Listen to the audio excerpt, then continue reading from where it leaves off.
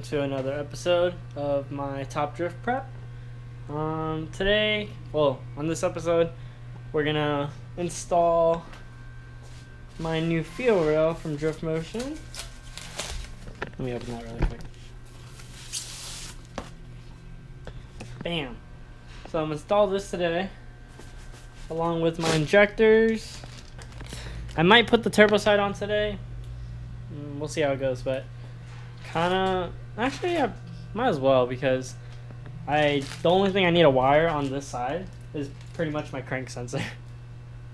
And that'll be like just super simple, because this guy will just go over here somewhere, and then the wire will go up and over. And then this side is just gonna be injectors, fuel injectors, my oil pressure sensor, and my cam sensor, one of those. What else is it? I think that's about it, but today it will be pretty easy, I think. I'm just gonna clean this up really quick, and then I can install that fuel rail, so I'll set up the time lapse for you guys.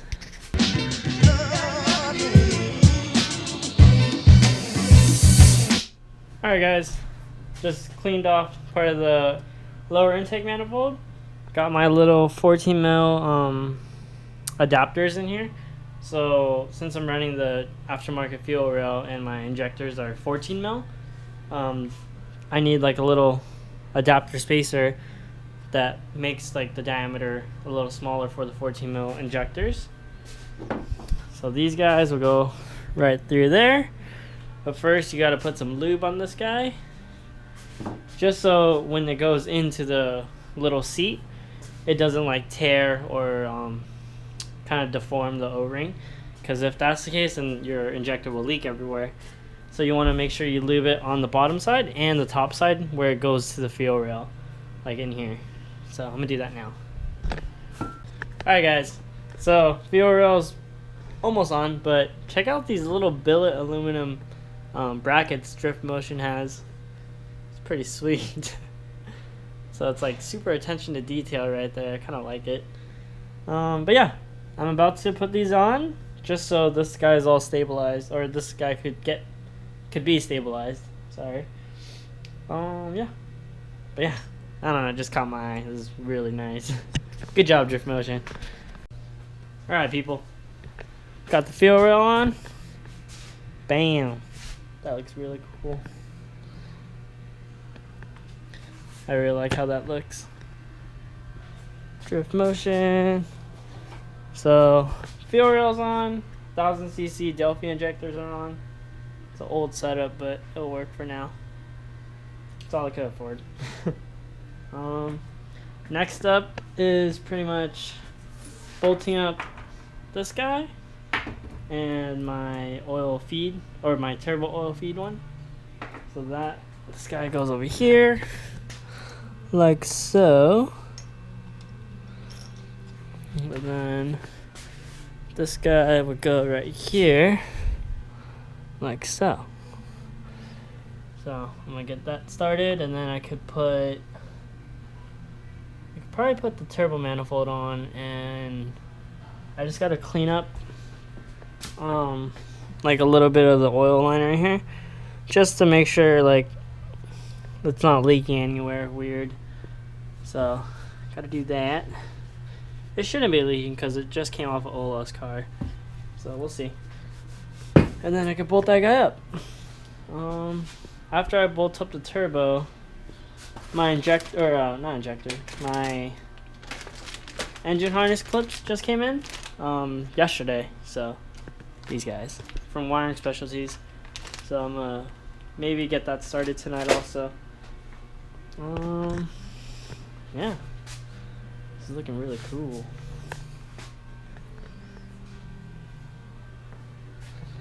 Alright, I'm gonna put the turbo on really quick just so it can look a little better.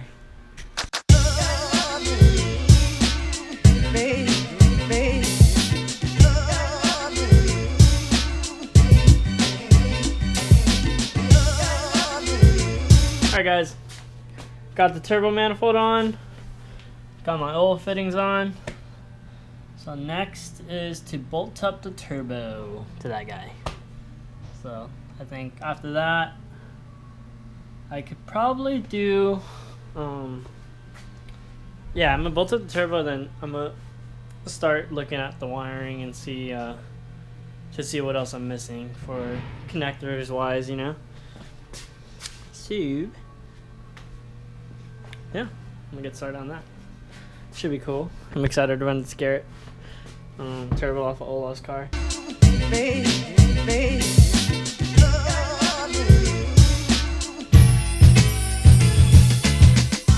Hi, Dan.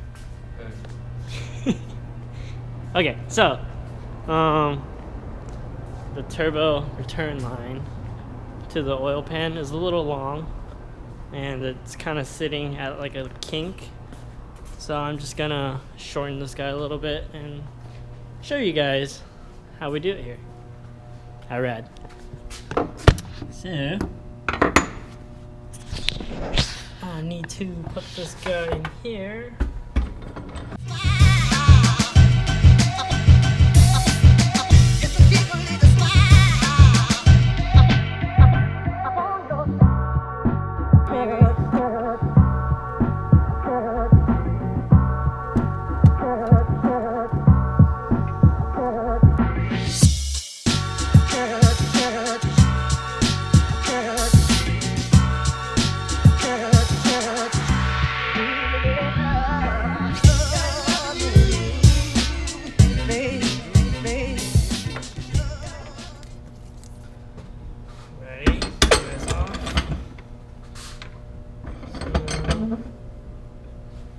Pull this guy out.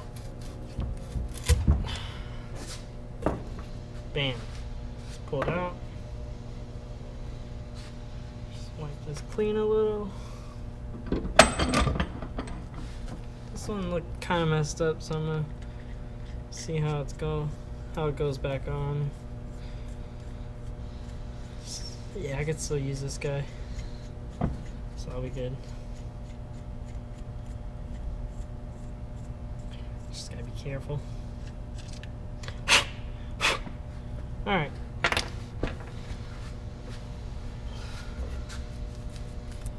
So I kinda want it shortened, maybe like an inch. But to be safe, I'm gonna blue tape where I think I'm gonna cut it. Right in the middle right here.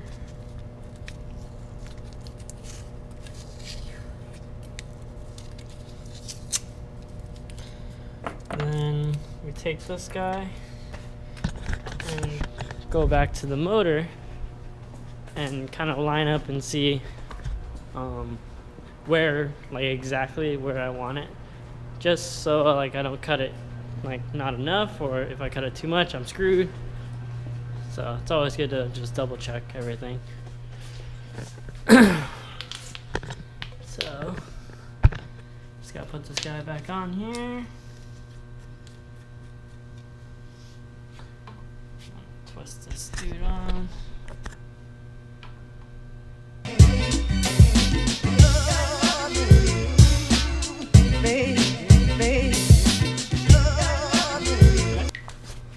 Basically, when you cut this, basically like the collar of the end usually ends like right around here. So if I cut it,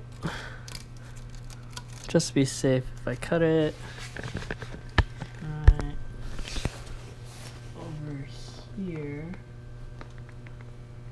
right how I had it in the middle.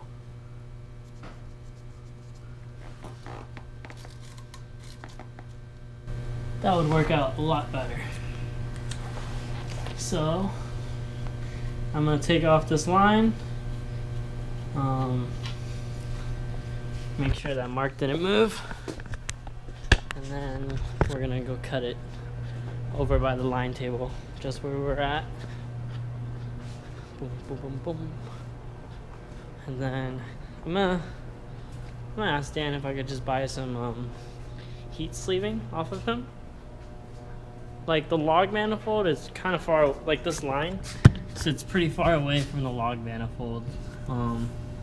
because the log manifold is so high up, and this basically just goes straight and curves into the pan. So I don't necessarily need heat sleeving, but it'll look a little better. So I could just see what we have in the used pile that I could just buy off of Dan for however much he wants, and that'll just, like, you know, be like a little safe, you know, better safe than sorry. So set you guys over here.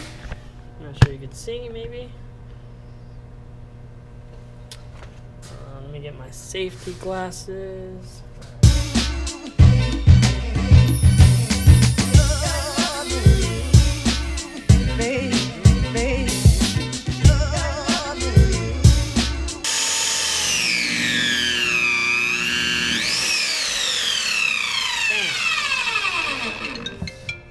Okay, so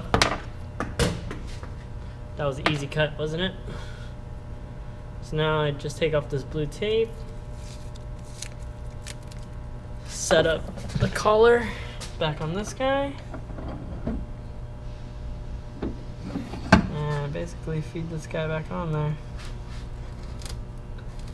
And you want to, like, push and twist with AN fittings because they have, like, ribs inside the collars that kind of catch on. There you go. Okay, now I'm gonna get a little bit of grease in there because then it'll probably go on a little smoother. So I just found this guy. It's an XRP heat sleeve, and it's almost the same length. So I'm just gonna measure it out really quick and see how much I have it. I need to buy off of Dan. So it's about 9 inches. So I'm just gonna let him know that I'm gonna buy 9 inches of heat sleeve off of him. Ooh, it's kind of beefy. Look weird, but it'll be good. It'll be fine. Now I put this in here. Actually, I need to get the other fitting. I forgot I left on the oil pan. I need this guy.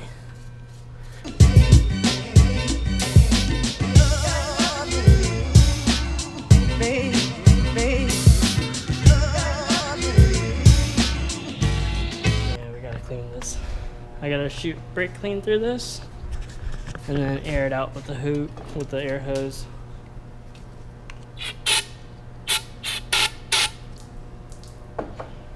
Just to make sure there's no, like, weird stuff going through the line to the turbo. You always want to clean it out every time you cut AN line or something.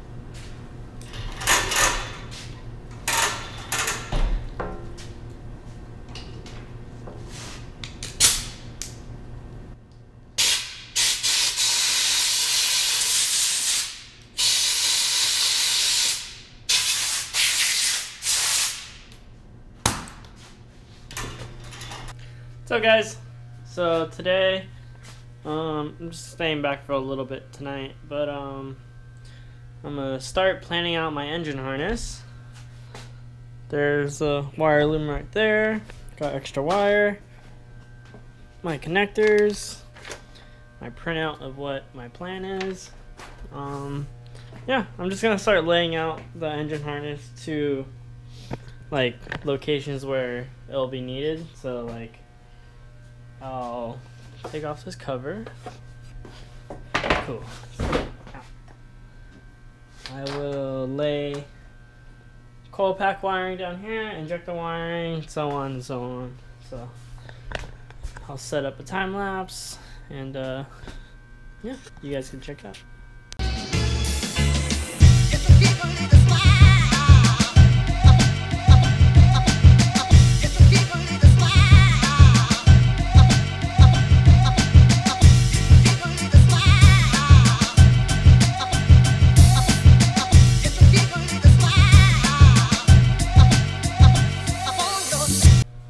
Alright guys, not sure if you can see it in the time lapse, but what I was doing was pretty much running the wires through the motor to see where like I want to lay it out.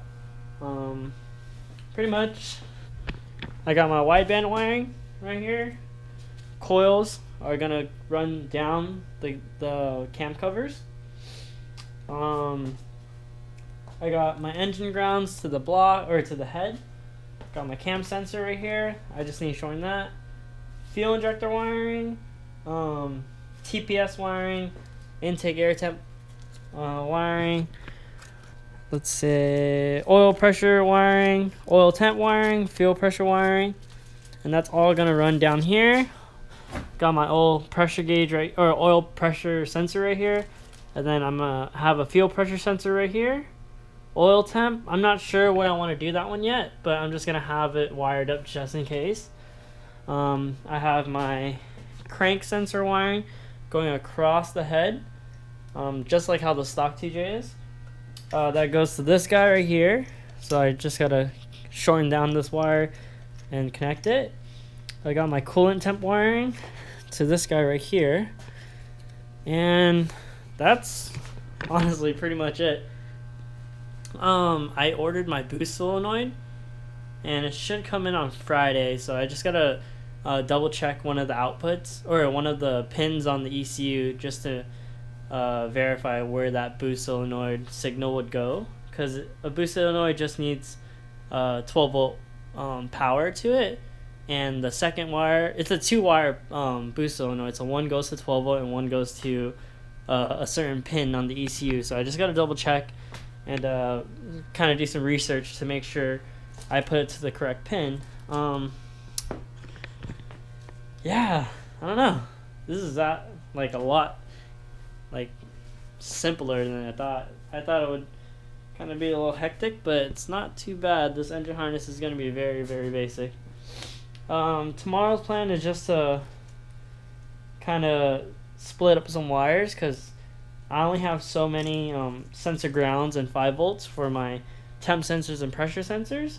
So I'm just going to tee those off to like 3 or 4 wires each, just so I could use it on every sensor that I'm running. And it's fine with that, because a lot of engine harnesses share the same 5 volt and sensor grounds on many chassis and many like engine harness setups, so it should be fine. I'm trying to think of what else I need to wire up, but I think I have everything, honestly. Well, I have everything on my list down, and now I just gotta shorten up the wiring, and I gotta shorten up the wiring, make sure like everything's gonna be good to go, and then loom it, because I'm using a sleeve instead of a split loom. Loom that, and then I cut the wires, and well, I'll cut the wires first, but like basic connecting the pigtails is the last thing I do. And yeah, these are all my connectors. Got my fuel injector clips, cam and crank clips, TPS and coolant temp clips. I have my starter clip. Oh, that reminds me, the starter one, I'll add a wire for starter. So I gotta add a starter wire. I should put that on list before I forget. Add a starter wire. Oh, and here's my 12-pin connector to power up the ECU for my chassis harness. So remember how it was like super simple for me to take out my engine harness that one time? This basically is a connector for that guy. Not sure if I want to run alternator plug. If I do, actually no, alternator plug, I could just keep it. I already have it on there. It's still in my chassis, and it's just, since it's a race car, I don't need it to kind of go into the engine harness at all. It'll just be this plug right here. That guy, that's the alternator plug, and I already have that like wired up to my my battery post, so we'll be good. Because like, I don't know, my car doesn't, when you kill it, everything shuts off, so that wouldn't matter. So yeah, I just gotta add. Actually, I need to add 2 things. I need to add. So this wire could go to. Yeah, this same gauge. Yep. So I just need to run 14 gauge wire from my starter igniter or my starter signal all the way to my switch panel again. And then I just need to do some chassis or some engine grounds from my coils to the actual head, because the coils I'm running are VAG coils and they require sensor ground, a 12 volt ignition source, ECU or the signal from the ECU, and then like an engine chassis or not chassis, it's a engine ground. So basically a ground from the coil to the actual head. So I gotta add that. Yeah, I'm pretty stoked. This is actually pretty exciting. This is gonna be cool, guys. It looks like a mess right now, and I don't know, I guess it looks pretty cool. Just like colorful spaghetti straps going down. But yeah, this is gonna be a fun one, guys, and I'm glad that I get to show you guys how to do it. Well, how I do it, not necessarily if it's right or wrong, but I mean, should be right. So yeah, we'll see you guys tomorrow. I'm gonna start cleaning up and head home because I'm pretty beat. I'm excited. See you guys later.